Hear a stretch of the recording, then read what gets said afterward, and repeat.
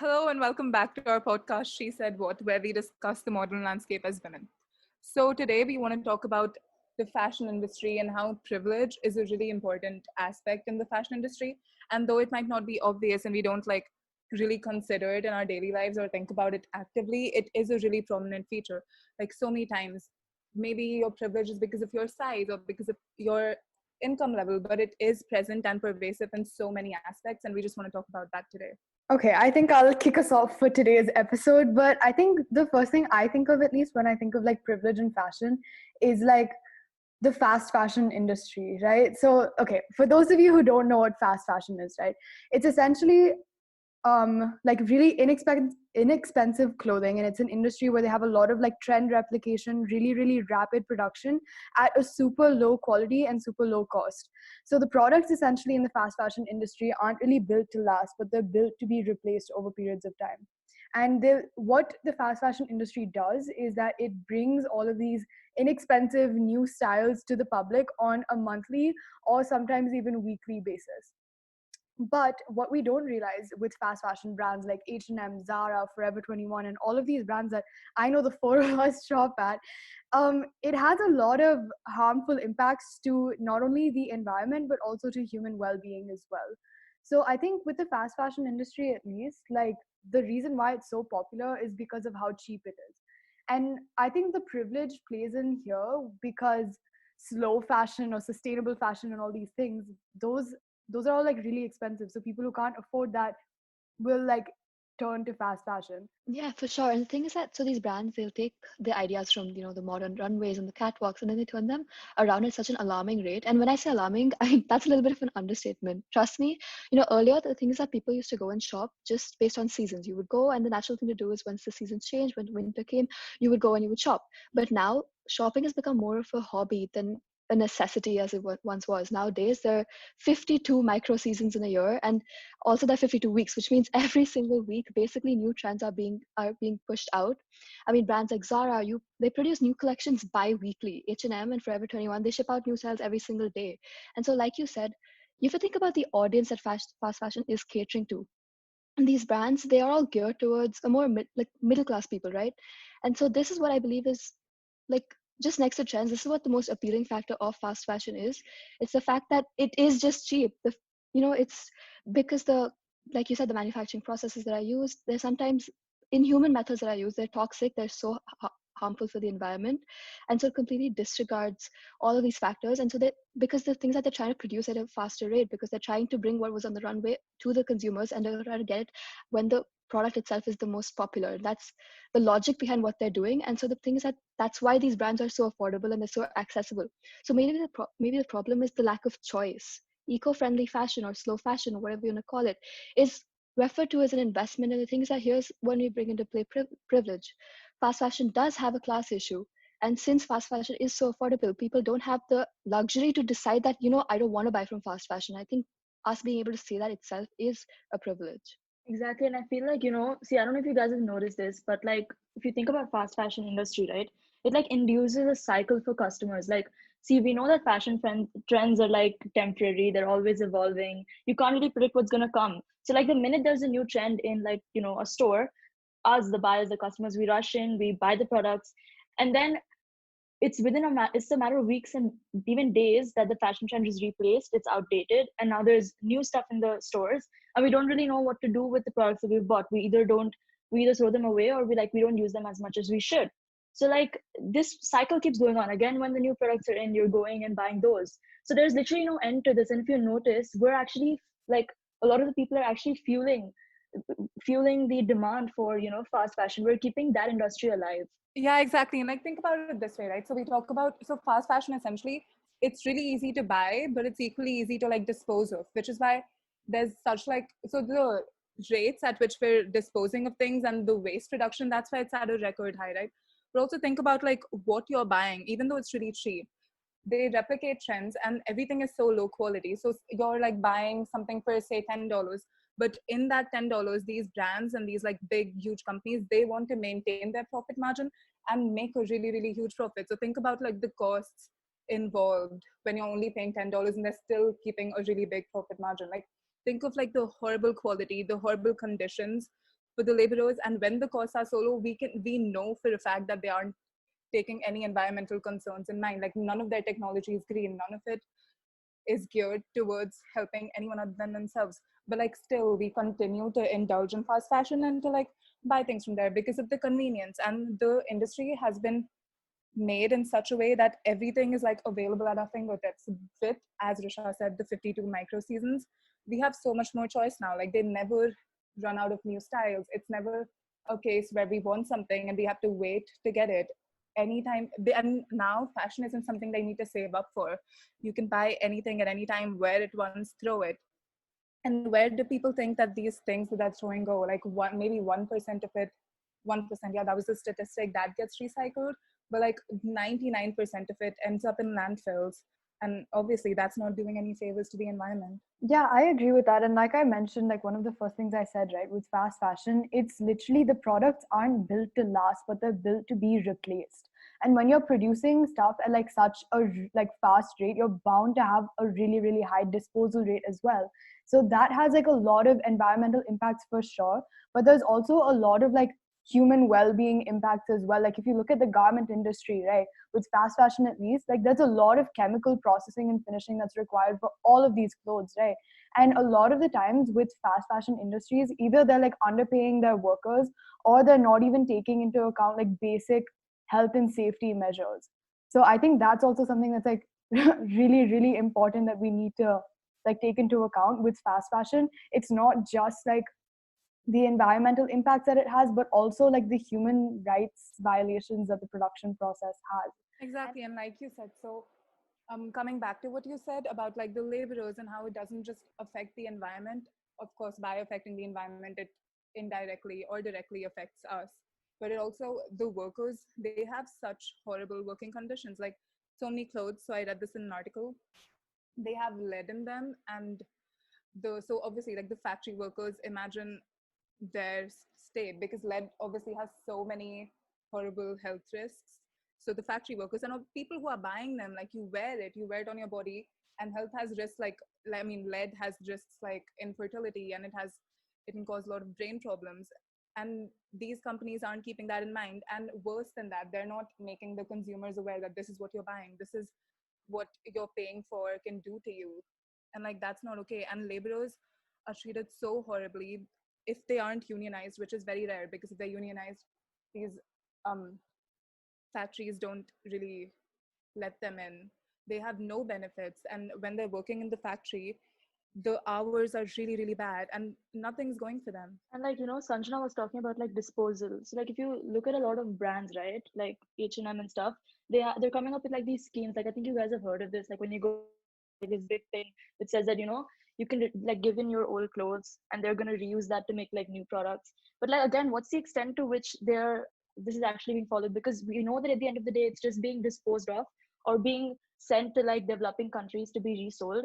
But like at the end, we know it's being burned or thrown into a dump yard. No, but let's think about the reason of why they're doing this. It's not just like they're doing this because they have to, because the turnover rates with fast fashion are so high. And like all of us have mentioned, they have to produce faster. In order to produce faster, you can't afford to actually think about the environmental costs, which is why another reason why sustainable clothing happens to be more expensive, because the methods of production employed are so much more environmentally conscious, which entails a higher cost. And like the materials that they're using are far better than, let's say, cheap polyester or something that's used in fast fashion.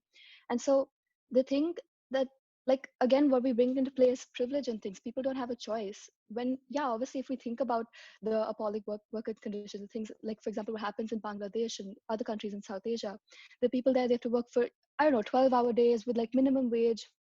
And honestly, I was seeing that actually the lockdown has really revealed just how dependent the fashion industry is on those labor and in those garment factories. But the thing is that there is no choice; they have to do so. The whole point of fast fashion is encouraging quantity over quality, right? And so, if you want to do that, you have to produce like clothes at a faster rate. You have to produce it without thinking about the environmental cost, because it's just they don't have that choice, and this is what the consumers want at the same time. Yeah, and I mean, I keep bringing this up, right? And I kind of just want to build off of that. It's like you did say that some people like can't afford to switch to like sustainable fashion, and I do agree with that. Fast fashion is so appealing because it's so cheap, and like at the end of the day, consumers want to spend the least amount of money, right? But at the same time, I do think that there's like a lack of clear guidance for the consumers, in the way that like even if we can afford it, it's a little bit harder to know which all brands are fully sustainable, which all brands have a transparent production process, which ones are genuinely taking into consideration like the workers' well-being and things like that. So I think, because like again, this is like a huge like chain reaction kind of thing, right? Because if people who can afford it are not buying the products, then there's not going to be enough demand for slow fashion to become less expensive.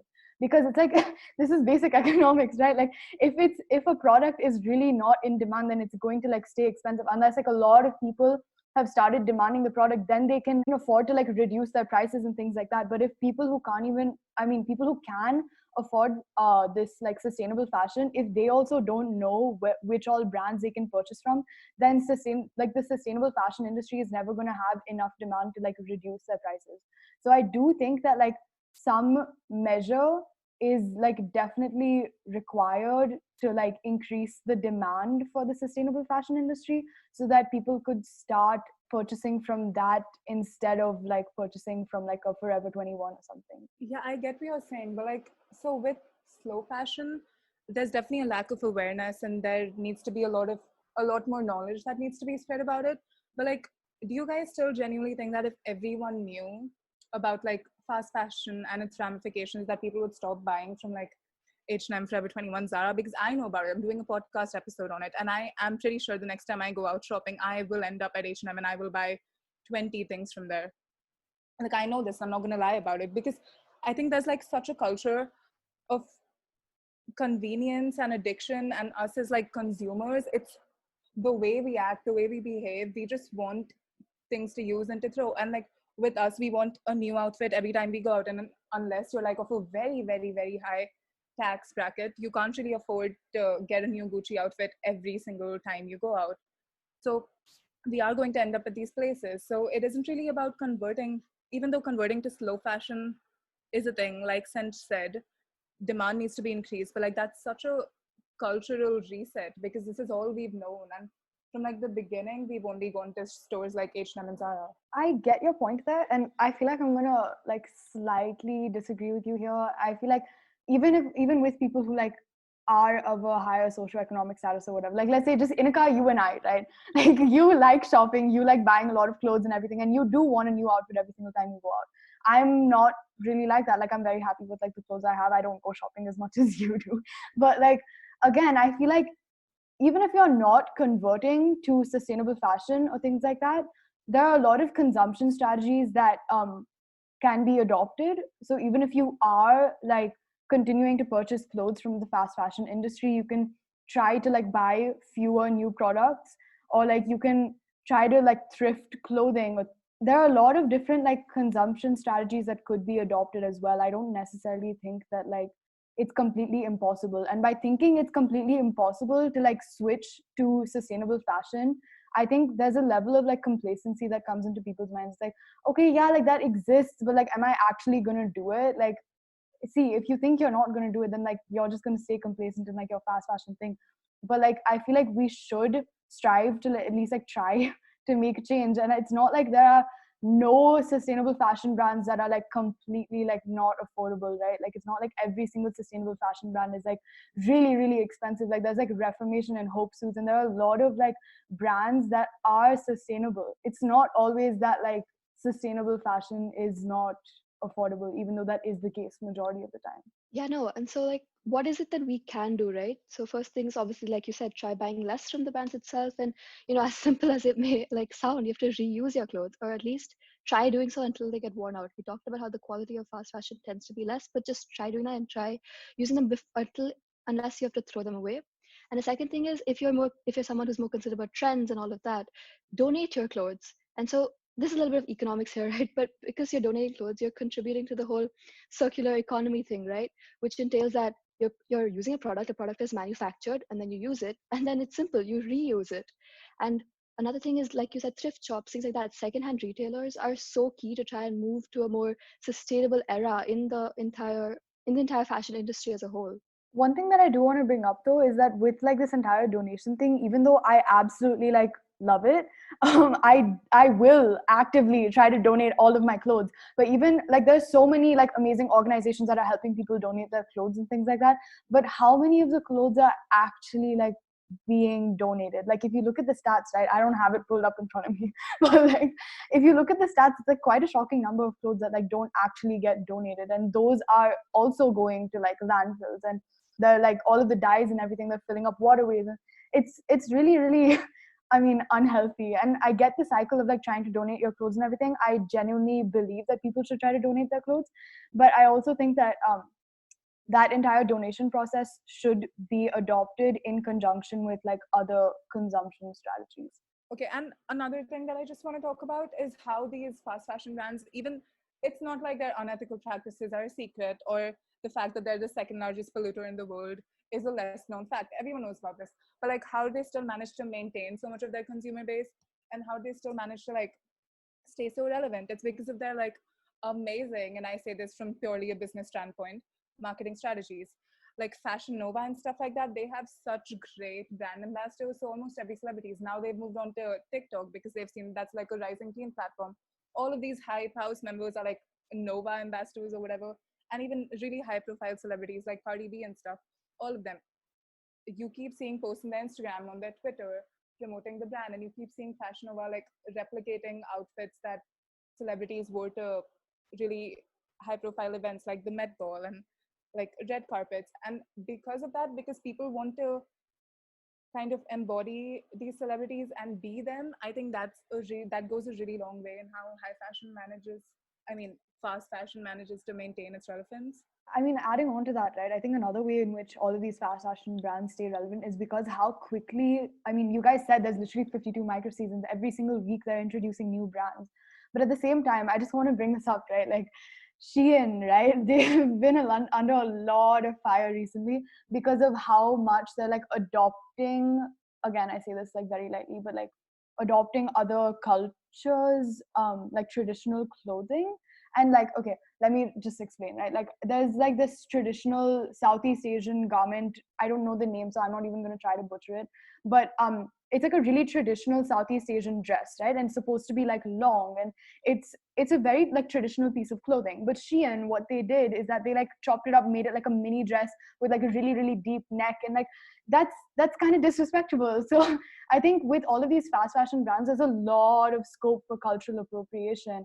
And like it's not even just clothing. Like I know that Shein was also selling like Muslim prayer mats, if I'm not wrong, and they marketed it as a carpet, that's really really insensitive. And I think that cultural appropriation is something that fast fashion brands should be a lot more aware of, because are they see there's like a really fine line between appreciating and appropriating, and I think Shein in this case at least has definitely crossed that line and gone into appropriation. So obviously we've all seen there's so many loopholes with fast fashion. There's so many things that are wrong, but what we've also talked about is the need to have fast fashion. The things that sustainable fashion does have a class issue, if you want to call it that. And the thing is that for a plus size shopper, another problem the problem is even more cemented by the fact that eco-conscious or sustainable clothing doesn't necessarily come in all sizes. And so let's talk about this. This is kind of logical. And why does this happen? Fast fashion is pro-size inclusivity a lot of times compared to more of luxury brands. And why? Because like we talked about, their production process is faster and it's much cheaper. And so and so they can afford to kind of produce for more people, I think, in a way, because their stocks are so much higher and things like that. And more like sustainable in these luxury brands, they're a bit more slow moving along this curve towards size inclusivity.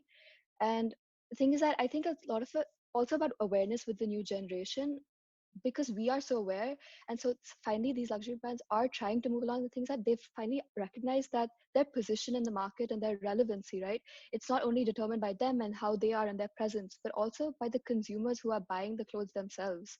They're becoming more aware day by day. Our generation is becoming more aware about these injustices. And I think that's one good thing, is that these brands have finally are trying to embrace the fact that size inclusivity is not just another trend. It's something that is a necessity. It's something that is needed, and hopefully it's something that's here to stay. Yeah, I think that's really important, and I think that's something that a lot of us like don't really look at. And I think we were discussing this as well, right? Like outside this podcast call and everything. I feel like in addition to having clothing that's more inclusive for plus size people, I feel like, again, I don't know, I cannot speak on behalf of these people, but I feel like there's also like a struggle with people who are slightly like skinnier. I That might be like a little bit risky to say, but I do think that with fashion in general, instead of just like catering to like the proper like middle set of people or middle body types, they should also become like more inclusive of other body types that are not like conventionally seen and portrayed in media. So I think that's also like something that fast fashion has started adopting quicker than sustainable fashion, like you said, Risha. And I think if sustainable fashion starts embracing that as well, it might be a little bit easier to transition into that. And I think one concern that's like brought up here is that I think Inika also mentioned this at the beginning, but like, is the system too flawed to be fixed? Like, can we rethink a completely new consumption system? Like, because fast fashion is so deeply embedded in our heads that like it's going to be really, really, really difficult to switch to sustainable fashion. But I do think, like I said, if there's enough demand for sustainable fashion, then a lot of people will start like switching to that. So I do think that there might need to be like legislation, regulatory agencies, influencers, and all of these people, right? Like everybody, I think, needs to be more aware of what their consumption or the effect that their consumption has on the environment and on other human beings. And I honestly think that this sounds so cheesy, but I don't think it's too late to switch to sustainable fashion. On that note, I know that Inika Madam was missing from the previous episode, so I'm not going to do the closing for this episode, but Inika, I would urge you to please wrap us up today. If you're listening to this on YouTube or Instagram, please leave us a comment down below. If you're listening to this on Spotify, please reach out to us on any of our other social media handles. We'd love to know what you think. Okay, so until next time, oh my God, keep vibing. Nasty. Oh my God.